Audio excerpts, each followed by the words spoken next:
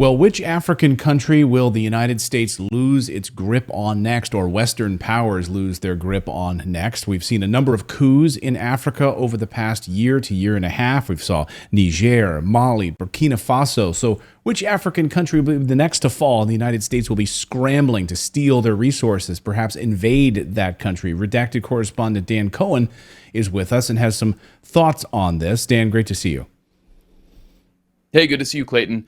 I mean, I'm not going to speculate. I've been looking at the U.S. government and think tank apparatus's own policy papers, which shed some light on where they think there might be some kind of coup revolution, something that removes more African countries out of the grip of the U.S., France. So I've been looking at a piece of legislation called the Fragility Act, the Global Fragility Act, which is basically what it sounds like. The U.S. is very worried that these countries are fragile, and it's seeking to secure control of countries that it sees as susceptible to Russian and Chinese influence, which is basically Washington speak, as ripe for coups d'etats and revolutions that might bring to power leaders that are looking for an alternative to the U.S. program of permanent war and pillaging. So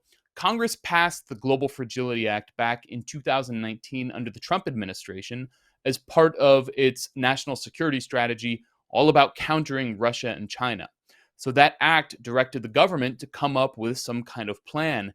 And last year, earlier in 2022, the Biden administration announced its strategy to implement the Global Fragility Act, called the U.S. Strategy to Prevent Conflict and Promote Stability. So this strategy lists several countries as test cases, the first of which is Haiti, which of course we have extensively covered here at Redacted. I just came back from Haiti and will be airing reports from the ground there. But it also focuses on several other countries. It names Libya in northern Africa, which of course the U.S. destabilized with a NATO war in 2011, and Libya continues to be a disaster. We have Mozambique and Papua New Guinea. Papua New Guinea, of course, not in Africa, but it focuses heavily on coastal West Africa, and that includes the countries of Guinea, Ivory Coast, Ghana, Togo, and Benin. So those 5 countries. So notice on this map, all of those countries border Mali, Burkina Faso, and Niger, the countries that recently removed themselves from U.S. and French orbit. So the U.S. fully understands that this region is ripe for change and is extremely worried about it, so much that they've crafted a huge plan from preventing this from happening.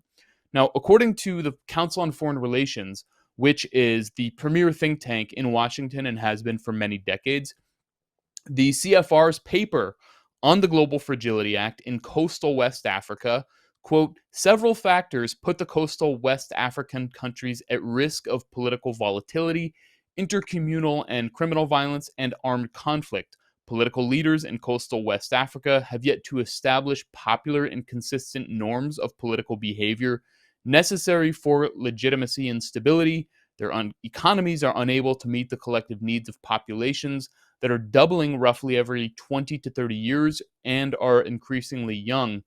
It adds that, as has been the pattern in the broader West African region in the past 60 years, these factors often converge in unique ways that can rapidly disrupt prolonged periods of equilibrium and apparent stability, and says that uneasy relationships between state and society persist for many people, especially in politically and economically marginalized regions or social groups. Uh, Basically, it goes on and says public rallies in support of recent coups in Burkina Faso, Guinea, and Mali underscore this disillusionment. So, according to the Council on Foreign Relations, there have actually been rallies in support of those coups in Mali, Niger, and Burkina Faso in at least some of the countries the U.S. is worried about. And all of them, except Ghana, all of those countries that I listed, except for Ghana, are Francophone. They speak French, so they understand the statements of these new leaders, of these revolutionary figures. They don't have any trouble understanding them. So then the question is, what is the U.S. planning? Well, here's what one State Department official said a few weeks ago. Let me talk for a moment, though, about coastal West Africa, the region with which we are partnering, where we're working with 5 countries. We have a number of objectives in the coastal West Africa region. We're looking to build social cohesion, to advance responsive governance, to create stronger, more responsive and accountable security forces in at-risk communities. So Western stability, cracking down on crime, let us do it. Let Western powers come in here and really set up a security force and show our influence so that we can really make sure that you guys are living up to our democratic standards. That's what I hear when I hear this giant sort of word salad. When Victoria Nuland travels through Africa and says the same things, or Suzanne Power travels around and says the same stuff, right? When she visits Hungary and makes these exact same statements. It's all like they're reading out of this word salad kids book. Yeah, it's the most vague language possible. And I really like how she tries to convey seriousness by furrowing her brow and concern. Like we're just friendly people from the State Department who wanna help your country. Right. So I mean, you don't we'll really help your country just like we are helping in Syria, where we're going to stand guard at your oil fields and make sure that your oil is protected and it's going to the right places that we steal it and take it to. I couldn't help but thinking when you're showing this map of West Africa and thinking about the oil drilling and the massive oil fields that are right off the coast of West Africa, like oil hotbeds. It's convenient that they're picking these particular places for we want to make sure that you're taken care of and we've got your back. Right. Has nothing to do with pillaging resources, Right. Not to mention allying with, according to National Security Advisor Jake Sullivan, allying with Al-Qaeda in Syria. They would never do that in Africa, in this fight against ISIS and jihadist groups. The U.S. would never do what it did in Syria there, right? Right. So we don't really get much from these like State Department officials, their appearances with these think tanks. They don't really say a lot, at least in what I've seen.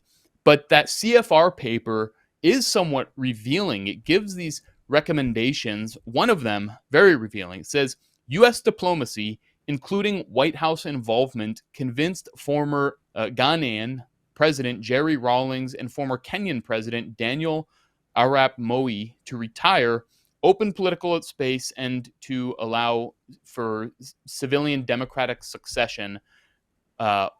And says both countries probably would have fallen into unstable trajectories had Rawlings and Moi not done so. So basically, they are openly saying that the U.S. in those two cases, in the early 2000s, the Bush White House told the president of Ghana and the president of Kenya to step down, which they did, to avoid, I guess, a revolution. So I mean, is that kind of what the U.S. is looking at in any of these coastal West African countries? And when I look at the case of Gabon, where a notoriously corrupt U.S. puppet, Ali Bongo, was recently ousted from power, but his regime is still intact, is that just what happened a couple of weeks ago? Was the Biden administration, okay, obviously not Biden himself, but were Biden officials involved there? Like Bush officials, were decades ago. I think we have to wonder that.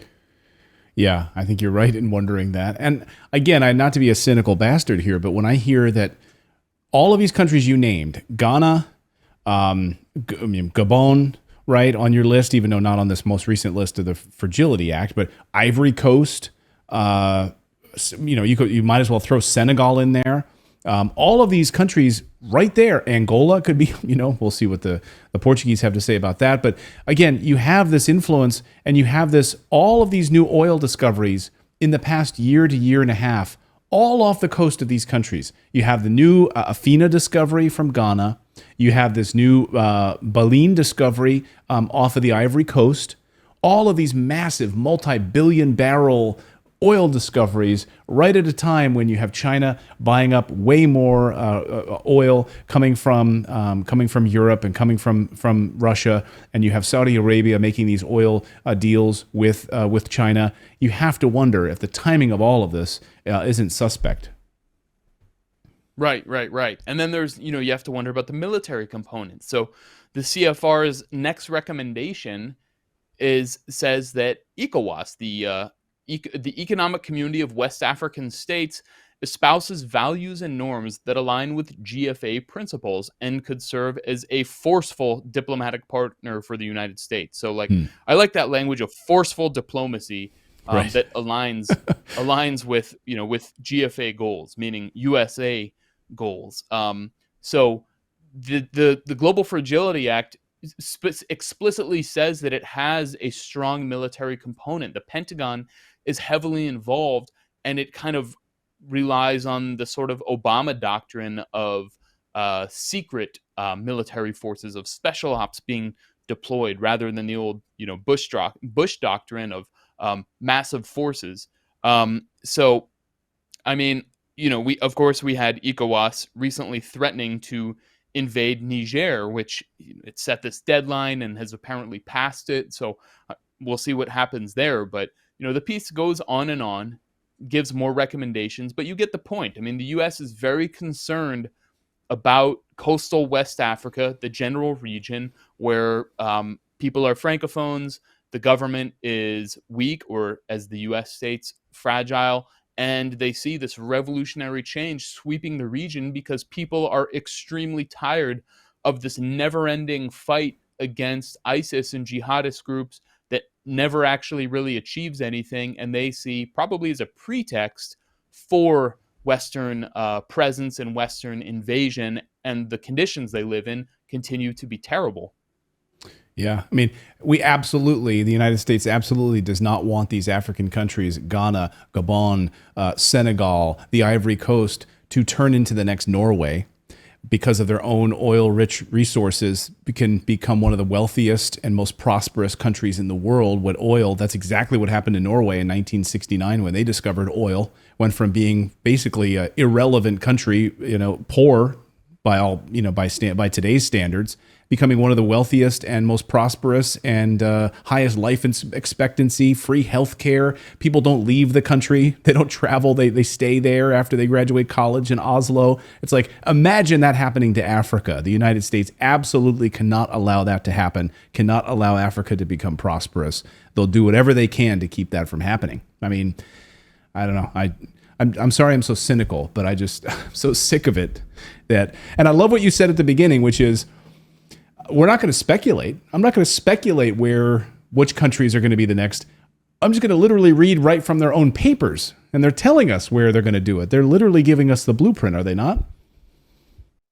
Yeah, I mean, those, they say those 5 countries. I think you're Guinea, Ivory Coast, Ghana, Togo, and Benin. Those are the 5 countries that they list. And again, they all border Niger, Burkina Faso, and Mali. So, and all except Ghana speak the same language. And the U.S. says they're in kind of similar conditions. Of course, each one has their own unique political dynamics and everything else, but there's obviously a common thread, so much that the U.S. is very worried about their stability under whatever regime. So, I mean, I'm calling it here. I'm not saying it's going to happen, but if it does, here at Redacted, we saw it coming because we were paying attention.